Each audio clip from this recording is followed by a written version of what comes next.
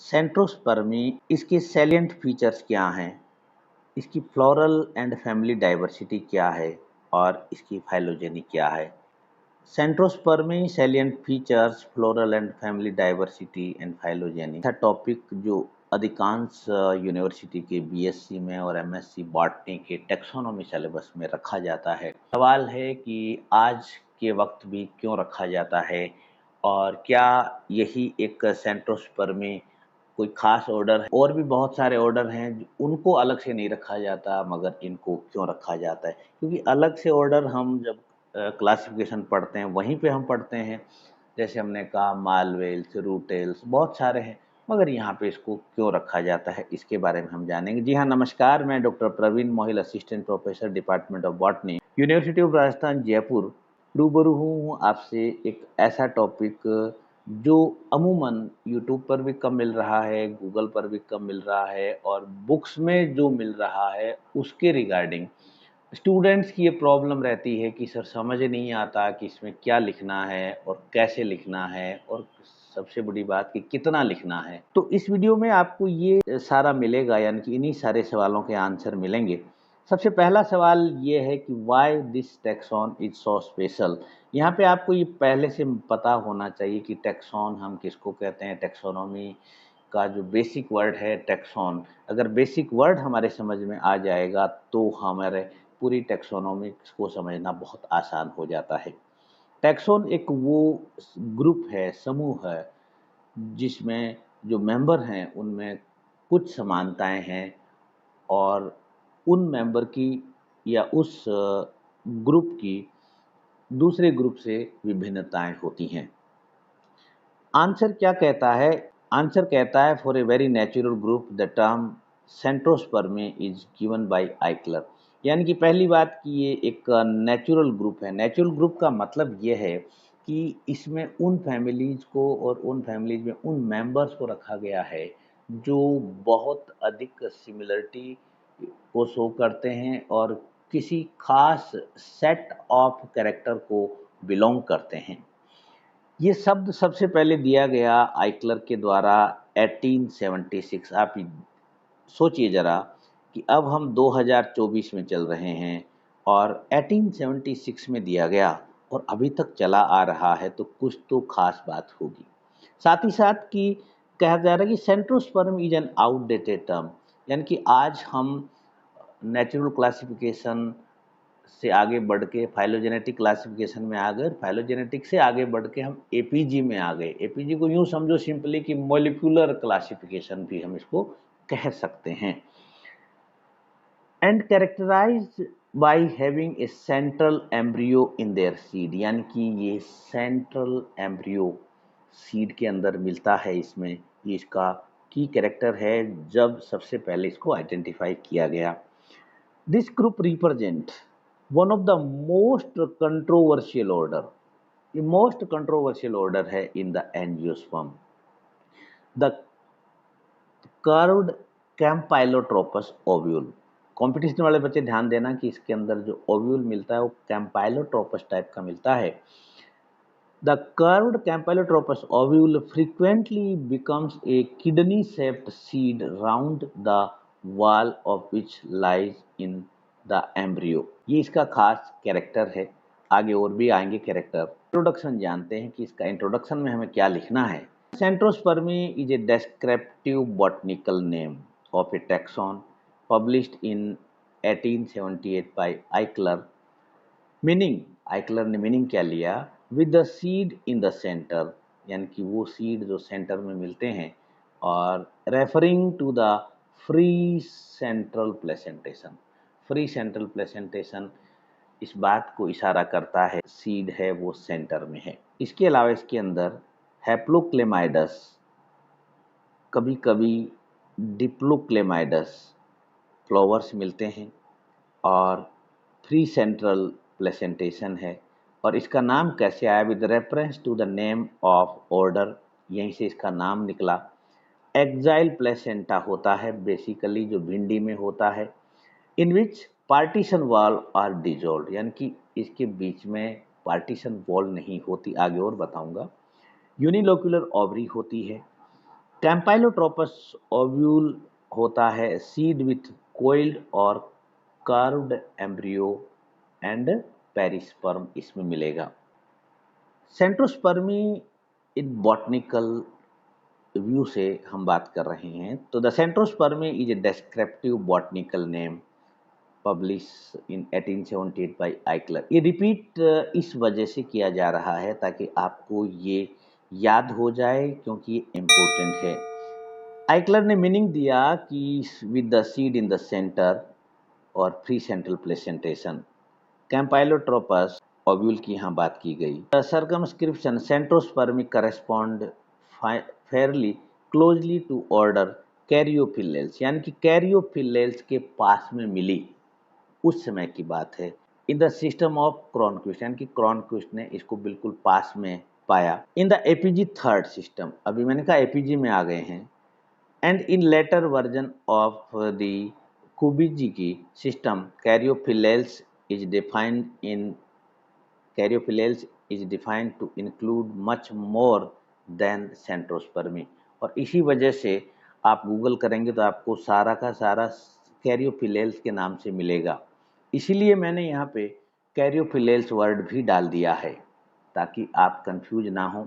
Confusion जो है वो इसी वजह से होता है कि दो नाम यहाँ पे दोनों एक रेफरेंस से आ रहे हैं। लेटेस्ट जितना भी डेटा आपको कैरियोफिलेल्स के नाम से मिलेगा। The Caryophyllales order encompassing what was traditionally non centrospermae. साफ साफ कहा गया है कि जिसको ट्रेडिशनली पुराना जो सेंट्रोस्पर्मी है उसको कैरियोफिलेल्स में डाल दिया गया है। Exhibit a wide range of morphological and ecological diversity. इसके जो की फीचर्स हैं रिपीट होंगे मगर अच्छा है। की feature include the presence of betalain pigment, varied placentation type, floral structure यानी कि diverse floral structure and adaptation to different habitat. Betalain pigment की बात करें तो most plant in this order produce betalain pigment instead of anthocyanin, या anthocyanin नहीं है या बीटासाइनिन, यहाँ पे बीटालिन्स हैं। Betalains are responsible for the red and yellow colour in flower and fruit, notable in families like कैक्टेसी and एमेरंथेसी। Placentation, free central placentation is common where ovules are attached in central column in the ovary। यहाँ पे आप देखें कि ये ovary है और ये सारे ओव्यूल हैं और ये बीच में ये एक्सिस है और इसके बीच में कोई पार्टीशन यहाँ नहीं है। देखें आप सारे के सारे बिल्कुल आपस में फ्री हैं। अब बारी आती है इसकी जनरल कैरेक्टर की। यहाँ पे आप स्क्रीनशॉट लेके भी लिख सकते हैं। जनरल कैरेक्टर में फ्लावर स्ट्रक्चर की बात करेंगे तो कह रहे हैं कि flowers typically have consistent number of parts often multiple of 5, यानी कि 5 कैलिक्स 5 कोरोला या फिर 10 कैलिक्स 10 कोरोला ऐसे मिलेंगे। एक्टिनोमॉर्फिक सिमेट्री मिलती है और कुछ में जाइगोमॉर्फिक मिलती है। पेरियंथ यानी कि जो सेपल और पेटल को एक साथ मिला के बोला गया है यहाँ पे, ये दोनों अलग अलग हैं। Consist of either distinct sepal और पेटल और अनडिफरेंशिएटेड, यानी कि जैसा रेनेल्स में था वैसा भी है और दोनों अलग अलग भी मिल जाते हैं क्योंकि इसमें बहुत ज़्यादा वेरिएशन है। स्टेमन की संख्या की बात करें तो स्टेमन इक्वल टू, यानी कि जितने कैलिक्स हैं उतने स्टेमन होंगे या फिर डबल भी होते हैं। Ovary position, ovary can be superior ovary मिलती है और कुछ में इन्फीरियर, ये आपको मालूम है, मेरे दूसरे वीडियो में देख लीजिएगा।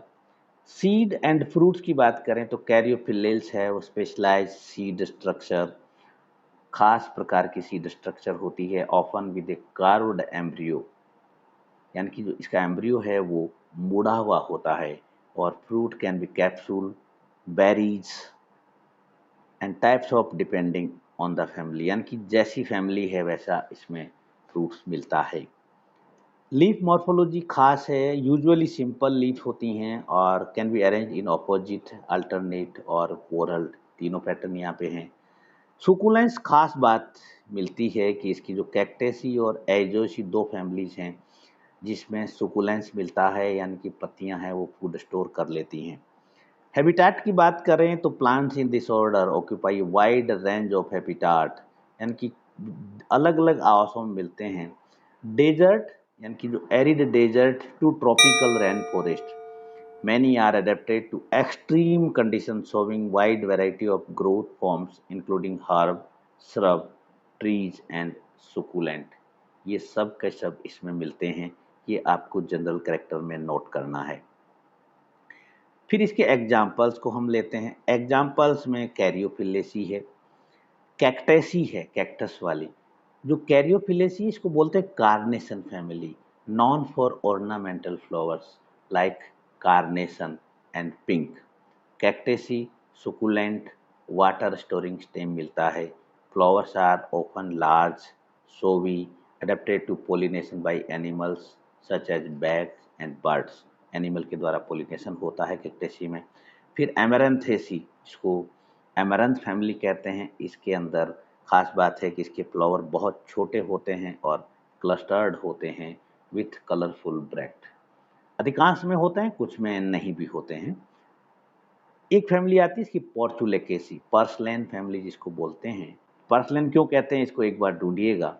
Non for succulent plant with bright showy flowers, बड़े फ्लावर हैं, चमकीले हैं और सोवी हैं।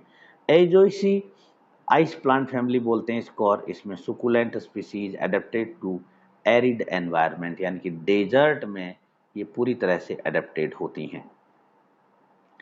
सेकंड हमारा आया floral diversity in Centrospermae. Floral diversity की बात करते हैं तो a term that was traditionally use in botanical classification, यानी कि एक पुरानी टर्म है जो पहले यूज की जा रही थी, आजकल यूज नहीं होती, आजकल कैरियोफिलेल्स के नाम से होती है। और इसके जो फ्लोरल कैरेक्टरिस्टिक हैं, फ्लोरल कैरेक्टरिस्टिक ऑफ सेंट्रोस्पर्मी में देखेंगे, फ्लावर की स्ट्रक्चर देखेंगे, और स्ट्रक्चर में हमेशा नंबर ऑफ फ्लोरल पार्ट देखेंगे, जो हमने कहा कि ये 5 के उसमें है। सिमेट्री देखेंगे, हमने कहा एक्टिनोमॉर्फिक सिमेट्री है, मगर जाइगोमॉर्फिक भी मिलती है। और फिर हम यहाँ अगेन जो वर्ड आया पेरियंथ, पेरियंथ के दोनों मीनिंग यहाँ निकलेंगे। एक तो वहाँ पे कि कैलिक्स कोरोला को एक साथ बोल दिया जाता है, और एक वहाँ पर जहाँ पे दोनों सेपरेटर नहीं हो सकते।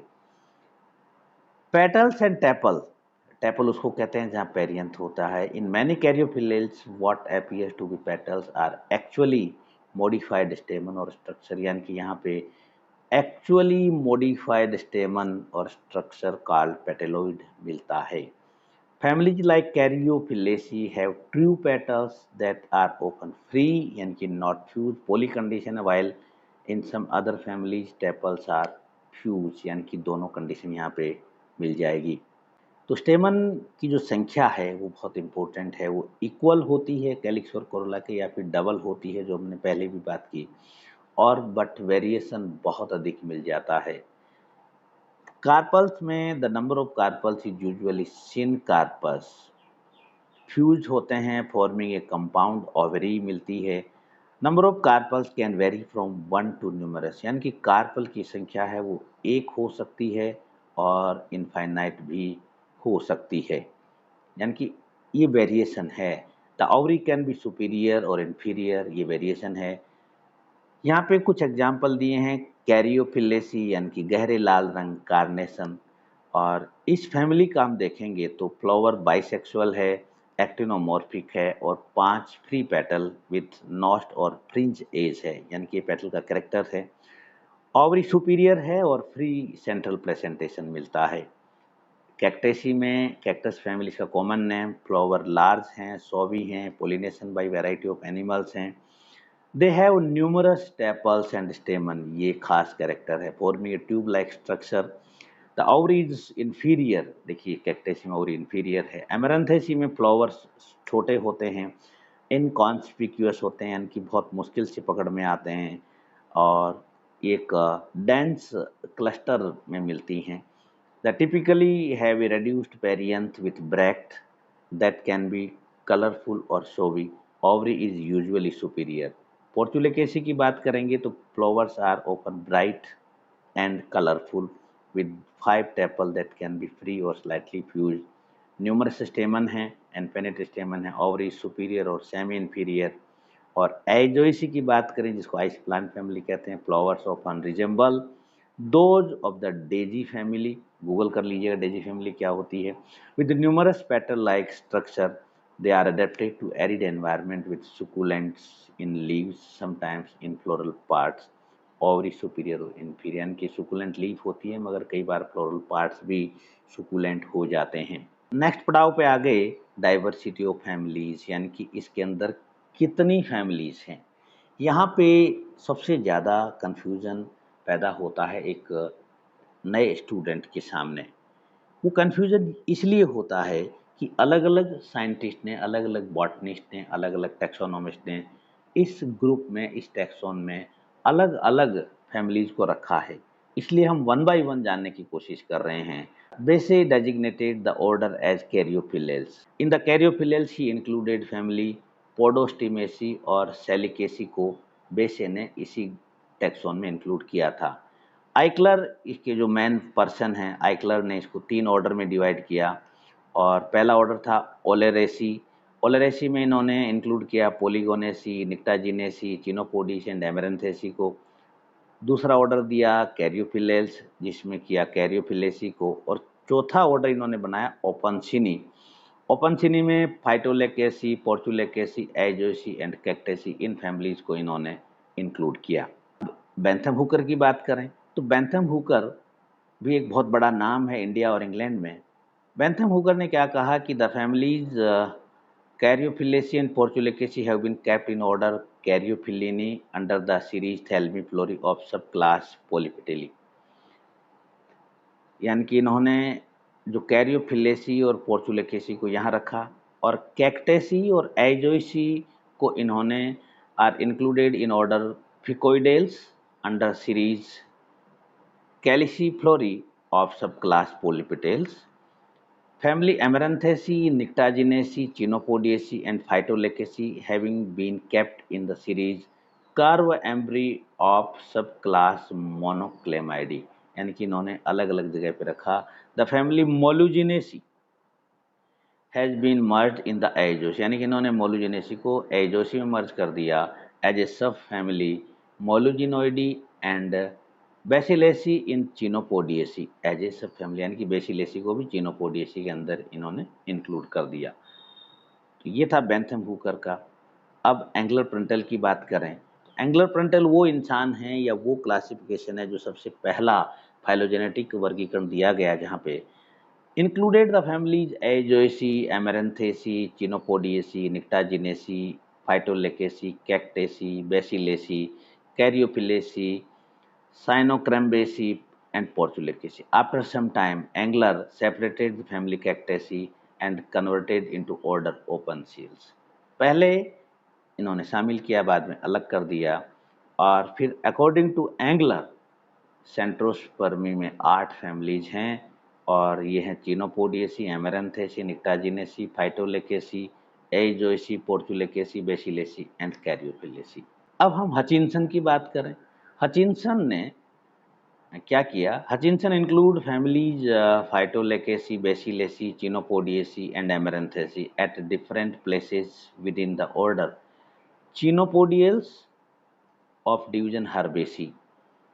यानी कि इनके जो 2 डिवीजन थे हर्बेसी और लिग्नोसी, उन्होंने इनको अलग अलग जगह पे रख दिया और ये कहा कि साहब 11 बेसिक फैमिलीज हैं।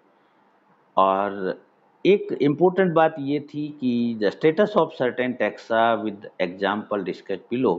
The endemic Australian family Gyrostemonaceae, ये एंडेमिक है, ऑस्ट्रेलियन फैमिली है, has been sometimes been included in the order Caryophyllales, sometime it has even been included with the Phytolaccaceae. यानी कि इस पे बड़ा विवाद चला आ रहा है उस तत्कालीन समय में। अलग साइंटिस्ट हैं मेब्रे 1976, ये क्या कहते हैं? इन्होंने सेंट्रोस्पर्मी और Caryophyllales on the basis of available data from, यानी कि ये फाइलोजेनेटिक क्लासिफिकेशन की बात हो रही है यहाँ पे, morphology, embryology, serology, ultrastructure etcetera into 2 सब ऑर्डर एंड 11 फैमिली। यानी इन्होंने इसको 2 सब ऑर्डर और 11 फैमिलीज में डिवाइड किया और सब ऑर्डर इनके हैं चिनोपोडिनी और Caryophyllinae. The families of suborder Chenopodini contain a unique nitrogen-containing pigment, the betalain, and the other two families of suborder Caryophyllinae show anthocyanin, यानी कि यहाँ पे इस बेस पे इन्होंने डिफरेंस किया. There is some evidences of ultrastructural research यानी कि advanced researches on sieve tube plastid, Benke and tumor 1971, Benke 1976, and pollen morphology, Novick 1976, Scaveria and Novick 1976 has revealed the close relation between the betalin families and Caryophyllaceae and Mollugenaceae. ये इनका study का output था. इसके बाद एक important parameter आया पेलिनोलॉजिकल studies. Eckhart ने किया 1964 में phytochemical test, chromosome number, and the presence of S-type sieve element plastid in Gyrostimonaceae. Benke have proved that this family should be separated from Centrosperm. यानी कि ये साइंटिस्ट कहते हैं कि इसको यहाँ से हटा देना चाहिए. The families Polygonaceae and Plumbaginaceae have been included. इसको इंक्लूड कर देना चाहिए. They differ from Centrosperm in the absence of betalin and having S-type sieve element plastid. ये बेनके का आउटपुट है. पोलन स्टडीज के बारे में नोविक ने बताया और एंडोमॉर्फिक के बारे में have related that enzyme with spinulos and tubiferous or punctate surface pattern were structurally very similar between betalin families and Caryophyllaceae and Mollugenaceae and indicate close phylogenetic relationship. The order Centrosperm now accurately known as Caryophyllaceae, अब इसको Caryophyllaceae बोलते हैं, has complex and interesting phylogeny. Complex है और interesting phylogeny. ये complex है, इसी वजह से इसको अलग से order में रखा हुआ है. Molecular phylogenetic studies have shown the Centrosperm is monophyletic. It is equivalent to clade known as core Caryophyllaceae. इसको core जो Caryophyllaceae clade है उसमें रखा गया. Modern phylogenetic studies, particularly those involving molecular data, have reshaped our understanding of the group's evolutionary relationship. यहाँ पे phylogenetic overview दिया है Caryophyllaceae का. इसमें पहला ले रहे हैं हम historical context. Historical जो कॉन्टेक्स्ट है यानी कि इसकी हिस्ट्री है उसमें कहा गया कि historically the term Centrosperm was used to describe group of flowering plant, यानी कि ये जो कैरेक्टर हमने पहले बात की ये. मगर मोलिकुलर फाइलोजेनेटिक्स क्या कह रही क्या कह रही है? Advances in DNA sequencing, particularly analysis of chloroplast DNA, nuclear ribosomal DNA, mitochondrial DNA have provided new insight, यानी कि नई चीजें हमें मिली into the relationship within Caryophyllales. यही तो फाइलोजेनी है. These studies have led to the reclassification of several families and clearer understanding of the evolutionary relationship among them. यानी कि एक बहुत अधिक स्पष्टता वाला मैसेज हमारे सामने आता है कि इनफैक्ट क्या होना चाहिए. की क्लेड विद इन कैरियोफिलेल्स कौन कौन से हैं? तो जो Caryophyllales is divided into several key clade and families reflecting their evolutionary history. यहाँ पे कुछ एग्जाम्पल दिए हैं. इसमें core Caryophyllales, this group include many of the traditional families associated with Centrospermae. इसकी फैमिलीज हैं कैरियोफिलेसी, इसका एग्जाम्पल है यहाँ पे एमरंथेसी जो इम्पोर्टेंट क्रॉप है, इसमें ये फैमिलीज को रखा गया है. कैक्टेसी ये सब इस पे रखा एंड पोर्चुलेकेसी भी इसमें रखा. अब दूसरा है नॉन कोर कैरियोफिलेल्स. ये थे कोर कैरियोफिलेल्स, ये नॉन कोर. नॉन कोर में क्या आ रहा है? This group include family that are not part of the core Caryophyllales but are still within the order. ये हैं एजोसी, निक्टाजिनेसी एंड फाइटोलेकेसी. निक्टाजिनेसी का बोगनविलिया भी आपके कोर्स में है. अब इसके अलावा कुछ अदर फैमिलीज बच गई जो कोर और नॉन कोर दोनों से अलग हो गई. ये हैं पोलीगोनेसी, नॉट ट्वीड फैमिली बोलते हैं इसको. Although sometimes placed in its own order, it is closely related and included genera in Polygonum and Rheum. यानी कि कई बार इसको अलग ऑर्डर बनाते हैं पोलीगोनेल्स के नाम से, तब अलग कर देते हैं और कई बार इसको इंक्लूड भी कर देते हैं. दूसरी फैमिली है ड्रोसेरेसी, ड्रोसेरा वाली, include carnivorous plants such as Drosera and Dionaea. ये भी वो फैमिलीज हैं जो इससे क्लोज एसोसिएशन रखती हैं। अब जब इतना कन्फ्यूजन हुआ है मतलब इसका कोई ना कोई इवोल्यूशनरी एडेप्टेशन है। तो बिटालिन पिगमेंट की हमने बात की, और दूसरा प्लेसेंटेशन की हमने बात की, और एम्ब्रियो डेवलपमेंट की बात की। तो ये खास कैरेक्टर है इसका, प्लेसेंटेशन एंड एम्ब्रियो डेवलपमेंट का और बिटालिन का। Three central placentation and carved embryo are significant morphological features that have helped define the evolutionary relationship within the order। यानी कि ये वो पैरामीटर हैं जिसके बेस पे इसका evolutionary एनालिसिस किया गया है। और दूसरा है एडेप्टेशन टू एक्सट्रीम एनवायरनमेंट। ये भी एक इम्पोर्टेंट पैरामीटर है कि ये एक्सट्रीम एनवायरमेंटल कंडीशन में इनके एडेप्टेशन मिलते हैं। ये इसका फाइलोजेनेटिक ट्री है। आप बीएससी में है तो छोड़ सकते हैं, और एमएससी जनरल पेपर में भी आप छोड़ सकते हैं, मगर आप स्पेशल पेपर में हैं तो इसको स्क्रीनशॉट लेके रख लीजिएगा। ये हैं कोर कैरियोपिलेल्स, ये नॉन कोर, और ये अदर फैमिलीज हैं। हाँ, आपका इस टॉपिक से या ऐसे किसी टैक्सोनॉमी के टॉपिक से जुड़ा आपका कोई भी डाउट हो तो कमेंट बॉक्स में लिखिएगा ज़रूर। और अगर आपको कमेंट बॉक्स में लिखना नहीं आता है तो मुझे इस मेल आईडी पे अपनी प्रॉब्लम को, अपने क्वेश्चन को मेल कर दीजिएगा। मुझे अच्छा लगेगा कि मैं आपको वीडियो के माध्यम से आपको आंसर दूं। हाँ, वीडियो अगर आपको अच्छा लगा है तो लाइक ज़रूर कीजिएगा, किसी की हेल्प के लिए शेयर भी कीजिएगा, और अगले नोटिफिकेशन के लिए चैनल को सब्सक्राइब कर लीजिएगा। हाँ, एक चीज़ और कि यही जो सेम पीपीटी आपको स्लाइड शेयर पर भी उपलब्ध है, वहाँ से इसी सेम टाइटल से आप सर्च करके डाउनलोड कर सकते हैं, बशर्ते कि आप इंग्लिश मीडियम के स्टूडेंट हैं तो। अदरवाइज़ आप हिंदी मीडियम के हैं और डाउनलोड करना चाहते हैं तो कर सकते हैं, मगर जो मैंने यहाँ पे वीडियो में समझा है इसके साथ-साथ उसको भी आप रीड कर सकते हैं। Wish you all the best. Thank you very much.